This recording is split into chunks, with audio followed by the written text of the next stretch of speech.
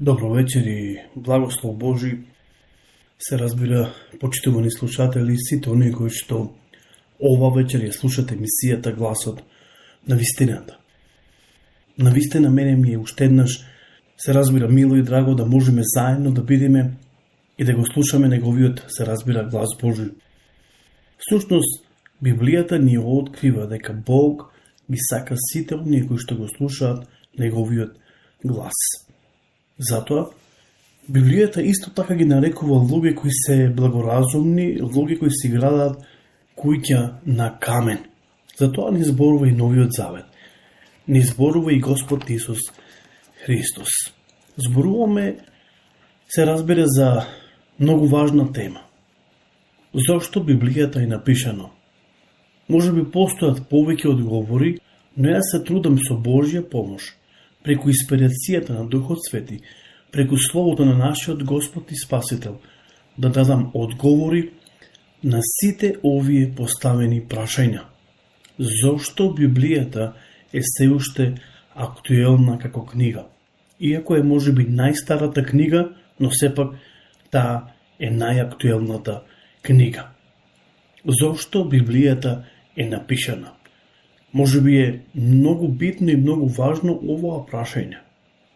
Како што напоменав, почитувани слушатели, постојат повеќе одговори зошто Библијата е напишана.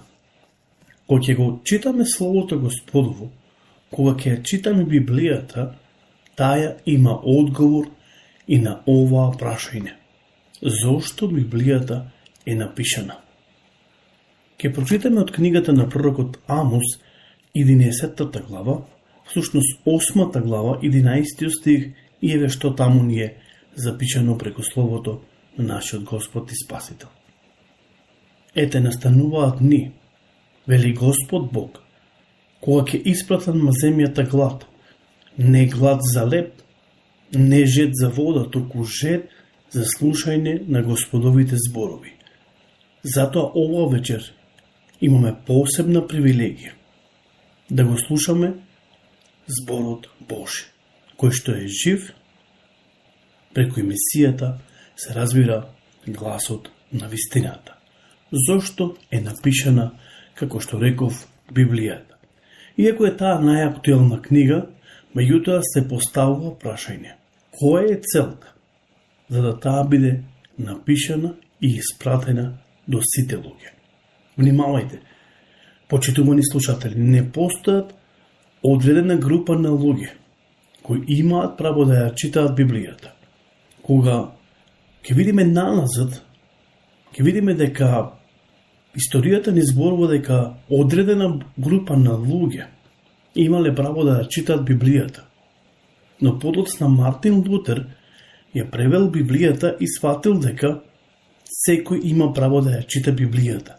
На секој човек Библијата треба да му биде, се разбира, достапна. Зошто? Затоа што таа е огледало и секој човек може да се угледа преку неа. Зошто е напишана Библијата? За да можат луѓето подобро да го запознат својот Создател, да ја запознат, се разбира, волјата Божја и да го запознат Спасителот на светот и љубовта Божја кон човекот.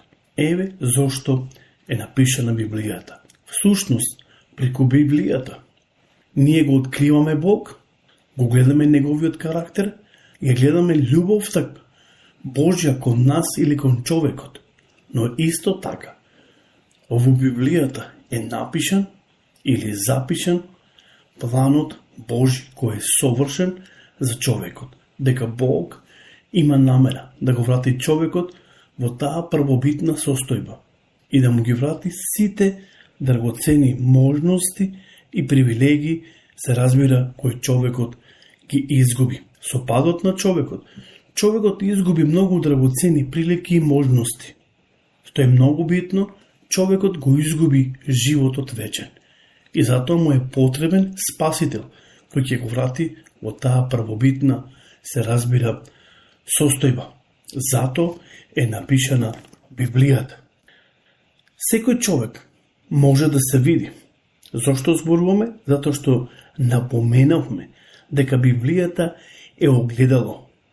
Затоа велиме дека секој човек може да се види, да ги види своите слабости, да го согледа својот личен карактер и да ја согледа својата грешна природа и да заклучи дека му е потребен спасител, му е потребно покаяние и дека само преку покаяние на своите гревови ќе има можност да се здобие живот вечен.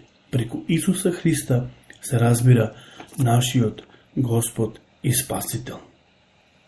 Друго, дали сакаш да видиш или да се видиш себе си во ова огледало? Дали сакаш да се коригираш или пак да го коригираш својот изглед или својот карактер или пак да го игнорираш? Многу Библии се покриени со прав, но ако твојата е таква, веднаш извади ја од полицата и види се разбира до неја. Затоа што рековме дека Библијата е огледало за кое што ние сите можеме се разбира да се видиме. Сите ние во своји раци земаме различни книги, за да дознаеме што размислувале или што се размислува во своето срце, или во срцето се разбира на писателите. Меѓутоа, оваа книга се мисли на Библијата. Ја знаеме и дознаваме за сите наши слабости, меѓутоа дознаваме и за состојбата се разбира на нашето срце. Луѓето ја критикуваат Библијата, но таа е напишана за да не критикува нас. Еве ќе прочитаме неколку стихови, се разбира, кои ни се запишани во посланието на евреите. Ќе читаме 4 глава, ќе го читаме 12 и 13 стих. И еве што таму ни е, се разбира, запишано. Зашто Словото Божјо живо и действува, и поостро од секаков меч, со две ослици, и навлага до разделување на душата и духот, до зглобовите, мозокот, и ги проценува мислите и намерите на срцето. И нема создание сокриено за него, туку се е голо и откриено за очите оној пред кого ние ќе одговараме или пред кого ние ќе дадеме, се разбира, очет. Нема нешто што е сокриено за Бог. Бог ги знае нашите мисли, Бог го знае нашето срце. Апостолот Јаков, кој бил инспириран, се разбира преку Духот Свети, тој вели дека Бог е поголем дури од нашето срце, се разбира. Потоа, ако отвориме во Еремија 23 глава, 29 стих вели: зарем не е моето слово како огон, вели Господ, и не ли е како чекан што крши карпи? Гледате како Господ му се обраќа на пророкот Еремија. Кога зборуваме за книгата на пророкот Еремија, ние зборуваме всушност за Стариот Завет, затоа што оваа книга е напишана во Стариот Завет. Книгата на пророкот Еремија. Господ му зборува на пророкот Еремија дека неговото Слово Божјо е како огон и како чекан, се разбира, кој крши карпи. Потоа, во Ефесијаните 6 глава 17 стих вика: земете го шлемот на спасението и духовниот меч, се разбира, кој што е Словото Господово. Духовниот меч е Словото Господово. Библијата е тој духовен меч. Но многу е важно да знаеме дека Словото на нашиот Господ и Спасител е огледало преку кого можеме ние да се видиме и да го видиме, како што кажав, нашиот карактер, да ги видиме сите наши слабости. Почитувани слушатели, не смееме да заборавиме, гледајќи се на ова огледало, да толку многу брзо заборавиме како ние изгледаме. За жал, денешниот модерен човек многу брзо заборава како тој изгледал и заминува. Но ние не смееме да заборавиме.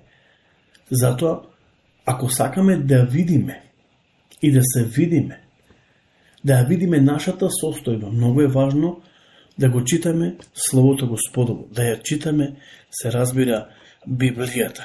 Затоа и ова вечер ќе ве оставам со мирот Божи, со благословот Божи, напоменувајќи секогаш да го читате Словото Господово, да ја читате Библијата, и таа ќе ви открие многу нешта. Всушност, ќе го открие планот Божи за вас лично, затоа што таа е лично напишана за вас. Бог ја испрати преку Божите луѓе. Библијата е напишана затоа што всушност е од Бога и е по воља Божја напишана. Ако даде Господ, ние наредната емисија ќе продолжиме всушност да зборуваме точно за оваа тема. Зошто е напишана, се разбира, Библијата. Затоа, до тогаш Господ нека биде со вас, Бог нека ве благослови. Имајте убава и благословена вечер и читајте Библијата. И ќе најдете одговор за сите овие прашања. Зошто Библијата е напишана? Се разбира, се слушаме до наредната емисија, емисијата Гласот на вистината, која има за цел да ја открие вистината.